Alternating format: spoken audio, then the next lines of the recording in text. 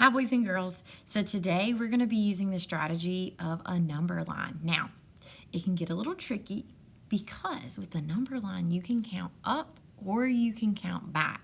So I'm going to show you both ways, and you can choose which way you like best whenever you go to do your practice problems. So let's go ahead and take a look at our first problem for today. It is 10 minus 2 equals, we don't know. So we remember that subtraction is whole minus part equals part. So let's go ahead and fill in our number bond so we can see it a little bit better. All right, our whole number is 10, and the part we know is 2. Okay, so now I told you that with a number line, you can do either counting up or you can count back, and that is very true. So I'm going to do that with both of them. The very top one, I'm going to do the strategy of counting back. So I'm going to draw an arrow. Well, actually, let me do this. I'm going to draw an arrow to remind me that we're going to be counting back, okay? And then the number line down here, I'm going to draw an arrow to remind me that we're going to be counting forward, okay? So whenever you're counting back, what you do is you start at your whole number. It's kind of the same thing as taking away from the whole number. So circle it, 10, count back 2. 1, 2. The answer is 8. Okay?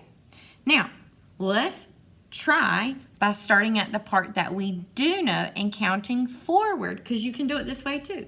So we know 2, and we already figured out that the answer is 8. Let's see if counting forward and going all the way to 10 gives us the same number. Here we go. So every time I hop, we're going to count.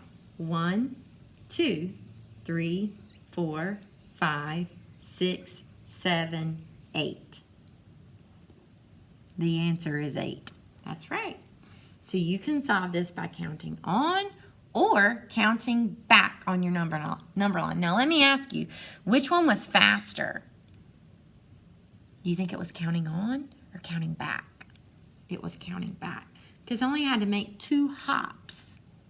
Whenever I counted on, I had to make 8 hops to find the answer. All right, so let's try it with another one.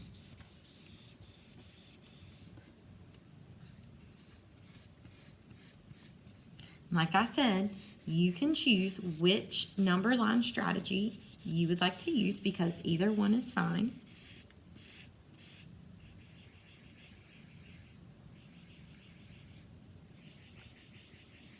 All right, our next problem is 7 take away, we don't know, equals 4.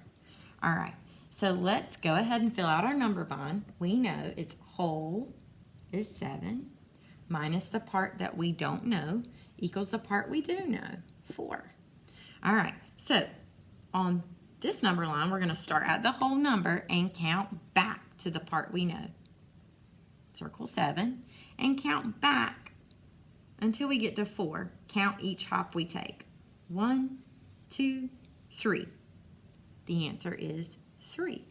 All right, let's check it and see if it's right here. So here we're going to count forward, which means we're going to start at the part that we knew, which was 4.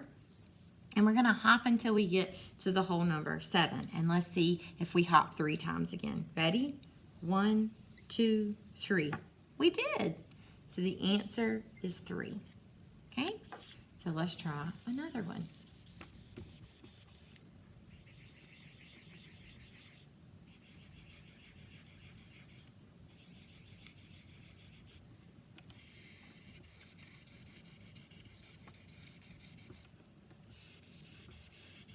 Okay, our next problem is 5 minus we don't know equals 1.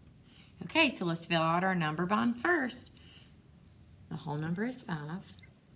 The part we don't know, and the part we do know is 1.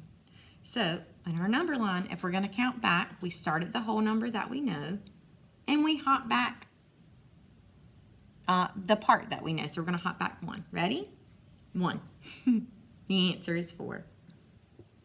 Let's try it right here. Start at the part that we do know, which was 1, and hop until we get to 5. And the answer should still be 4. Ready? 1, 2, 3, 4. It took us 4 hops to get to the number 5. So 4 is the correct answer. Let's do one more. And then you get to choose which way you want to use the number line to solve your problem.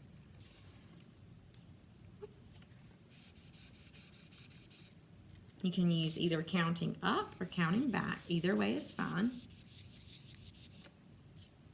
All right, so our last problem is 8 minus 3 equals, we don't know, okay? So the whole number is 8. The part we do know is 3. All right, let's start at this first number line where we're going to count back. So we're going to start at the whole number and count back until we get to the number. Oh, I'm sorry, we're going to hop back 3 times. Ready? 1, 2, 3. The answer is 5. Okay, so now let's start at 3, the part that we did know, and hop until we get to the number 8, which was our whole number. And so we should hop how many times? 5. 1, 2, 3, 4, 5. That's right.